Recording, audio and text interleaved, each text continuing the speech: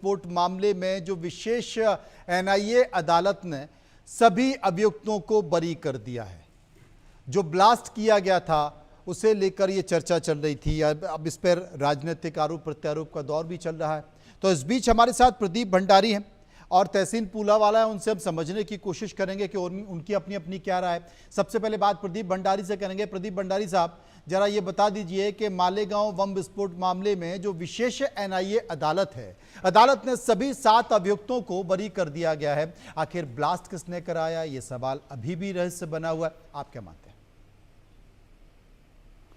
देखिए, इस बात की जरूर जांच होनी चाहिए कि कांग्रेस पार्टी के वो कौन से नेता थे जिन्होंने ये भगवा आतंक जैसे फर्जी थ्योरी को आगे लेके गए थे। और कांग्रेस पार्टी सुनियोजित तरीके से हिंदुओं को आतंकवादी घोषित करना चाहती थी।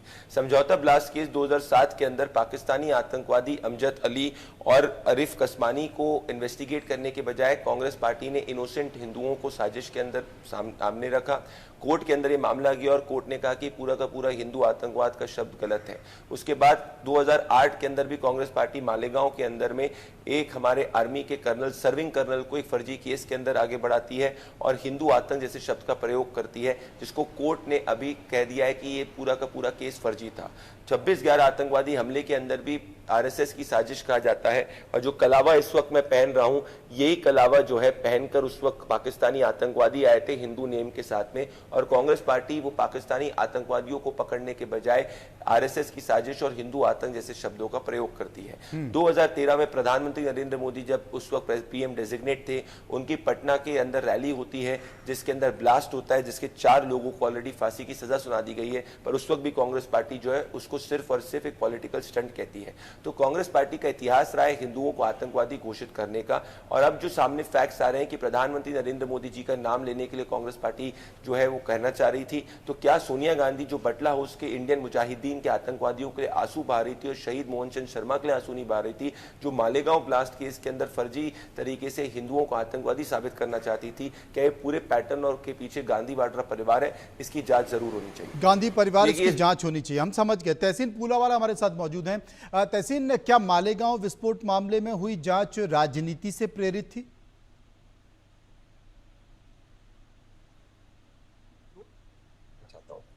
आरोप यह है कि मुंबई पुलिस के कुछ अफसर उस वक्त की कांग्रेस की सरकार के दबाव में एक बायस जांच की, यह आरोप है मोटा मोटा।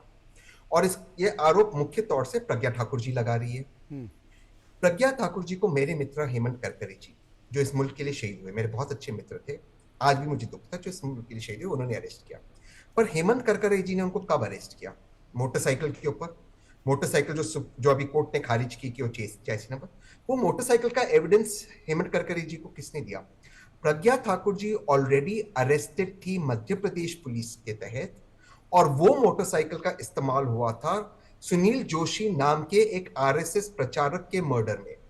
जब उस मोटरसाइकिल की जांच शुरू होती है, मेरे मित्र हेमंत करकरे करते हैं, तब मध्य प्रदेश पुलिस उनको यह सूचना देती है कि जिस मोटरसाइकिल पर ये बम ब्लास्ट हुए, ये मोटरसाइकिल इस्तेमाल हुआ है सुनील जोशी के मर्डर में भी, और वो मोटरसाइकिल के पीछे है प्रज्ञा ठाकुर। वहां से ये स्टोरी शुरू होती है। तो क्या प्रज्ञा ठाकुर जी ये कहना चाहते हैं कि एक शहीद ने एक तो गलत इन्वेस्टिगेशन किया, दूसरा शिवराज सिंह चौहान भी उनको फंसाना चाहते थे?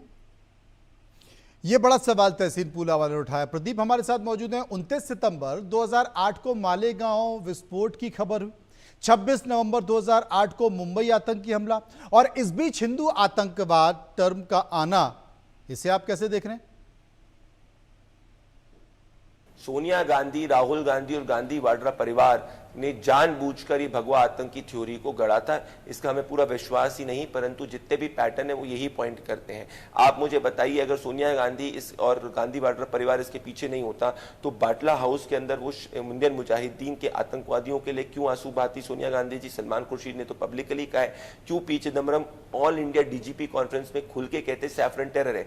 बराक ओबामा की किताब थी प्रॉमिस्ड लैंड करके, जिसमें बराक ओबामा ने यह लिखा है कि मनमोहन सिंह इस बात से घबरा रहे थे कि अगर वो पाकिस्तान के ऊपर हमला कर देंगे तो उनका जो मुस्लिम वोट है वो खिसक जाएगा और अपीजमेंट जो वोट है उनका वो खिसक जाएगा। और यही वो डॉक्टर मनमोहन सिंह थे जिन्होंने पटल से ये कहा था कि इस देश में संसाधनों में पहला अधिकार मुसलमानों का है। तो अपने वोट बैंक को खुश करने के लिए कांग्रेस पार्टी ने सुनियोजित तरीके से, प्री प्लान तरीके से जानबूझकर हिंदुओं को आतंकवादी घोषित करने की पूरी साजिश रची थी। 8 से 14 के बीच में ये केस जो है कोर्ट में स्टैंड नहीं कर पाया क्योंकि पूरा केस फर्जी था। और अब इन्वेस्टिगेटिंग ऑफिसर जो पूर्व महमूद मुजाविर है वो ये तक कह रहे हैं कि उनके ऊपर पॉलिटिकल प्रेशर था। इन सब से यही साबित होता है कि सोनिया गांधी, गांधी वाड्रा परिवार ये पूरे प्री प्लान तरीके से इस देश के बहुसंख्यक समाज को मतलब आपके हिसाब से गांधी परिवार इसका जिम्मेदार है, जो भी गड़बड़ झाला हुआ वो गांधी परिवार इसका जिम्मेदार। तहसीन मेरे साथ मौजूद है। तहसीन, ये कहा जाता है कि यूपीए सरकार के दौरान कांग्रेसी नेताओं की एक बड़ी साजिश के तहत भगवा आतंकवाद की थ्योरी गढ़ी गई है, इस पर आप कुछ कहेंगे? ये सारे स्टेटमेंट्स हुए, ये सारे पब्लिक डोमेन नकार नहीं सकते, लेकिन और एक स्टेटमेंट है पब्लिक डोमेन में, और वो स्टेटमेंट है आरके सिंह जी का, जो उस वक्त के गृह सचिव थे, home secretary. R K Singh ji वर्तमान में बीजेपी के सांसद है, इसके पहले मंत्री थे। मान भी लेते उन्होंने दबाव में स्टेटमेंट दिया, क्या बीजेपी ऐसे लोगों को मंत्री और सांसद बनाते जो दबाव में, सरकार के दबाव में काम करते? और अगर करते तो क्या वर्तमान होम सेक्रेटरी और वर्तमान एजेंसी दबाव में काम करती है? दूसरी चीज, आरके सिंह जी आज भी उस स्टेटमेंट से, उन्होंने नहीं कहा कि मैं स्टेटमेंट से इत्तेफाक नहीं रखता हूं, आज भी उस स्टेटमेंट पे वो कायम है। तीसरी चीज, आरएसएस 26/11 के पीछे थी और 26/11 की घटना आरएसएस की साजिश थी। ये किताब लॉन्च हुई थी, आपको याद है?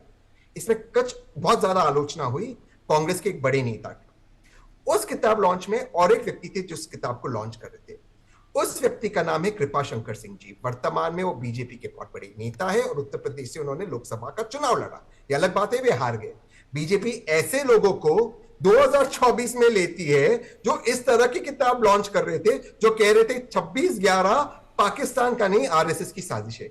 मैं इसलिए हमेशा एक चीज कहता हूं, ऐसा कोई सगा नहीं जिसको भाजपा नहीं ठगा नहीं। भाजपा ठगने का काम करती है।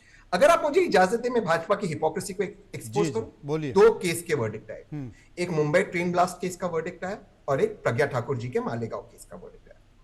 मुंबई ट्रेन ब्लास्ट केस में वही वर्डिक्ट आया हाईकोर्ट का कि लोग निर्दोष थे। वहां पर भाजपा का इकोसिस्टम और एजेंसी कहते हैं हमसे अपील करें। एक कोर्ट का वर्डिक्ट गलत है। अगर कोर्ट का आप सम्मान करते तो वहां पर क्यों गलत है? क्योंकि वो मुसलमान है। यहां पर जब कोर्ट कहता है वही चीज के सबूत ठीक से इकट्ठा नहीं किए गए, ये गलत है और हम ये केस बनता नहीं है, वहां पर भाजपा कहती है कोर्ट का सम्मान करो। क्यों? क्योंकि हमारे हिंदू भाई बहन। मैं तो सम्मान करता हूं कोर्ट का कि प्रज्ञा ठाकुर जी को उसने छोड़ दिया। क्या भाजपा सम्मान करती है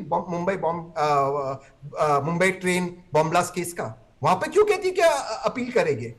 अलग अलग नजरिया क्यों है, आपका ये कहना है। प्रदीप मेरे साथ मौजूद हैं। प्रदीप, क्या जानबूझकर यूपीए सरकार के दौरान कांग्रेसी नेताओं द्वारा एक बड़ी साजिश के तहत ये थ्योरी गढ़ी गई?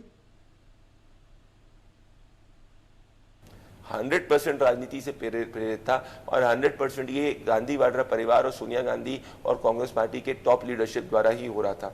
याद करिए साध्वी प्रज्ञा ने क्या कहा। साध्वी प्रज्ञा और कर्नल पुरोहित ने कहा कि उनको पीटा जाता था, मारा जाता था, टॉर्चर किया जाता था। देश के इतिहास में कभी ऐसा नहीं हुआ है कि एक सर्विंग आर्मी कर्नल को आप एक फेक केस के अंदर जो है संलिप्त करते हैं। इन लोगों ने ये तक फर्जी थ्योरी डाली थी कि भाई आरडीएक्स जो है वो कर्नल पुरोहित के वहां पे पाया गया था, जो पूरा कोर्ट ऑफ लॉ के अंदर स्टैंड नहीं किया है।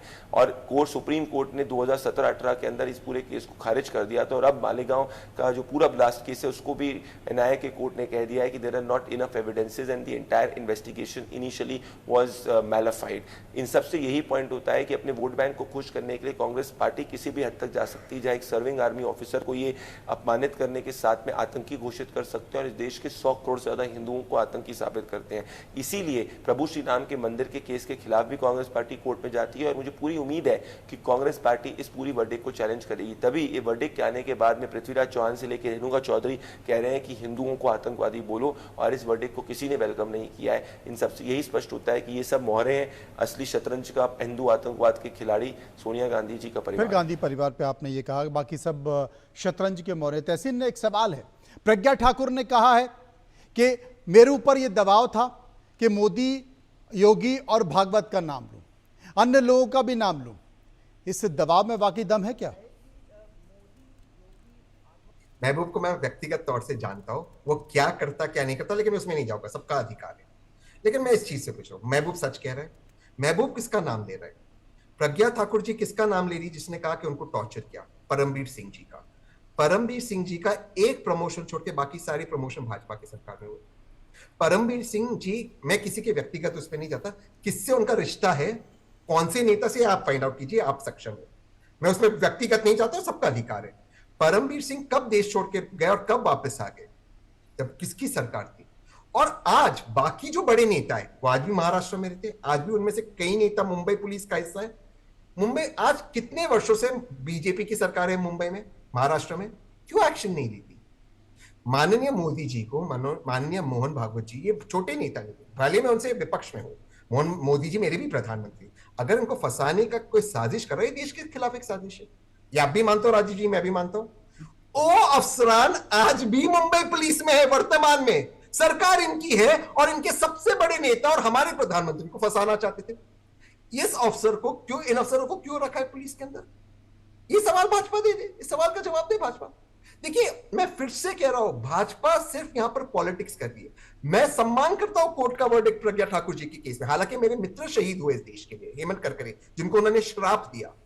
क्या भाजपा सम्मान करती है कोर्ट का? सवाल यह है, और अगर नहीं करती तो सिर्फ हिंदू और मुसलमान पे। मैं हिंदू मुसलमान नहीं कर रहा, वो कर रहे हैं। प्रदीप जी, ये तमाम सारे आरोप तो आपने सुन ही लिए होंगे, लेकिन यह भी कहा जाता है कि उस वक्त के अधिकारी गिरफ्तार किए गए लोगों को प्रताड़ित कर गलत बयान दर्ज करवाना चाहते थे। वाकई राजनीति से प्रेरित है क्या ये? देखिए, जो साध्वी प्रज्ञा ठाकुर ने कहा है उसी चीज को पूर्व इन्वेस्टिगेटिंग ऑफिसर जो आपके चैनल पर और तमाम चैनलों पे आए, मुजाविर ने कहा कि कैसे उनको एज इन्वेस्टिगेटिव ऑफिसर ये प्रेशराइज किया गया कि सर संचालक मोहन भागवत जी का उनको नाम लेना और उनको फेक केस के अंदर अरेस्ट करना है। और जो साध्वी प्रज्ञा ने कहा वो जरूर इसके पीछे सच्चाई है, क्योंकि याद करिए कि कैसे आदरणीय प्रधानमंत्री नरेंद्र मोदी जी, जो उस वक्त गुजरात के चीफ मिनिस्टर थे, उनको तमाम घंटों तक सीबीआई पूछताछ करती थी एक फर्जी केस के अंदर। तो कांग्रेस पार्टी तो हमेशा से ये जानती थी कि प्रधानमंत्री नरेंद्र मोदी जी में प्रधानमंत्री बनने का पोटेंशियल है, और उनको रोकने के लिए वो फर्जी केसेस के उनके ऊपर संलिप्त करना चाहती थी। परंतु एक भी केस जो है वो कोर्ट ऑफ लॉ के अंदर स्टैंड नहीं किया। मैं वापस से बहुत जिम्मेदारी के साथ कह रहा हूं, सोनिया गांधी, गांधी वाड्रा परिवार की साजिश थी कि वो आदरणीय प्रधानमंत्री नरेंद्र मोदी जी, आदरणीय सर संचालक मोहन भागवत जी और तमाम ऐसे संगठन जो हिंदुओं की बात कर रहा था और हिंदू आतंकवाद जैसे फर्जी कांग्रेस की थ्योरी के खिलाफ खड़ा था, उन सबको वो जेल में डालना चाहती थी। और ये पूरा का पूरा आज कोर्ट ऑफ लॉ के अंदर फर्जी साबित हुआ है। अब इस बात के ऊपर इन्वेस्टिगेशन होगी कि किसकी पॉलिटिकल कॉन्स्पिरेसी थी ये हिंदू आतंकवाद जैसे शब्दों। चलिए, बहुत बहुत शुक्रिया करेंगे दोनों मेहमानों का जो हमारे साथ चर्चा कर रहे थे, बात कर रहे थे, लेकिन एक बड़ा विषय है और इस विषय की चर्चा